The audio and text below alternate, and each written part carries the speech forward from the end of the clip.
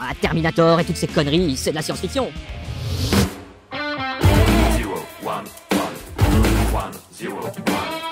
Salut, c'est Sterpi, j'espère que vous allez bien. Alors aujourd'hui, on va parler de science-fiction. Ah bah non, c'est déjà plus de la science-fiction, puisque c'est en train de devenir notre quotidien.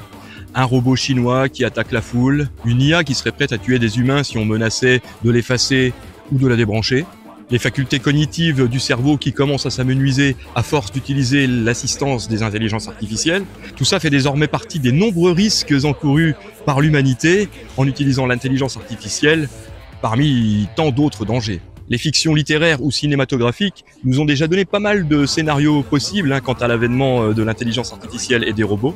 Depuis les dystopies écrites par l'auteur Isaac Asimov, d'où sont tirés d'ailleurs quelques films, et notamment iRobot. Nous leur confions nos maisons, mais avons-nous raison? Et l'excellent film L'homme bicentenaire avec Robin Williams. J'ai vu mon moi intérieur.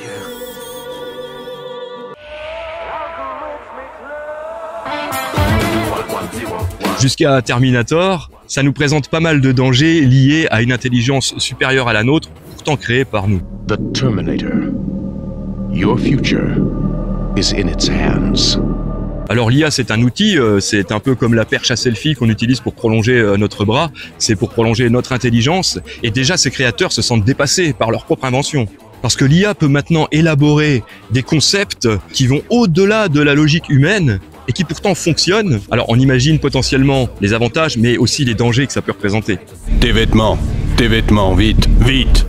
Alors comme de nombreux auteurs, j'ai été inspiré par ce sujet pour écrire une histoire audio qui se trouve sur la chaîne Sterpi Horror Stories, qui s'intitule Schizorhythmic Killer, et dans laquelle j'essaye de traiter le sujet sous un nouvel angle de vue. Parce que bon, on se dit que théoriquement c'est assez facile de stopper un robot, il suffit de couper le courant et puis voilà, il fonctionne plus. Mais imaginez qu'ils se rendent capables de puiser leur énergie d'une manière plus organique. Que tout le savoir de l'humanité, emmagasiné par la machine, tout ce savoir, toute notre mémoire, même les pires atrocités, la fasse complètement dérailler. Parce que l'IA s'est formée de l'entièreté en fait de notre mémoire, de notre histoire avec un grand H, et elle pourrait bien choisir de s'identifier à la pire des facettes de l'humanité, ou en tout cas à ne plus savoir faire la part des choses entre ce qui est bien et ce qui est mal. C'est sous cet angle-là que j'ai traité le sujet de Schizorhythmic Killer, une histoire de laquelle d'ailleurs j'imagine déjà une suite qui va arriver prochainement.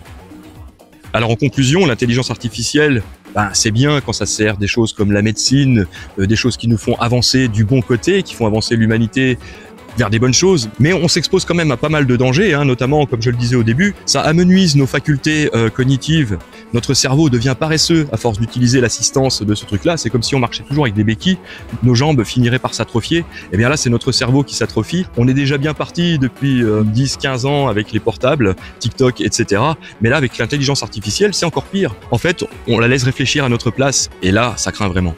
Et je pense que c'est une grosse erreur de leur laisser l'autonomie totale. Et d'ailleurs, je pense que quand les robots seront lancés dans la nature et qu'il y en aura au quotidien, qu'on en croisera dans la rue, qu'on en aura peut-être dans nos maisons d'ici 10-15 ans, je pense qu'il y aura aussi des pirates. Donc des gens qui vont modifier les codes de ces robots pour qu'ils commettent des choses qu'ils n'ont pas le droit de faire. Et ça va être vraiment la porte ouverte à pas mal de délires. Il va falloir être prudent avec ça. Mais bon, maintenant, le processus est lancé, ça va être très difficile de l'arrêter. Donc comme toute technologie, l'IA a ses bons côtés, ses mauvais côtés. Il va falloir prendre garde à ses mauvais côtés, mais il va falloir vivre avec. Donc je vous laisse avec l'histoire Schizorhythmic Killer qui se trouve en lien dans les commentaires. Et je vous dis à très bientôt sur la chaîne Sterpi Horror Stories. Passez une bonne semaine. Bye bye.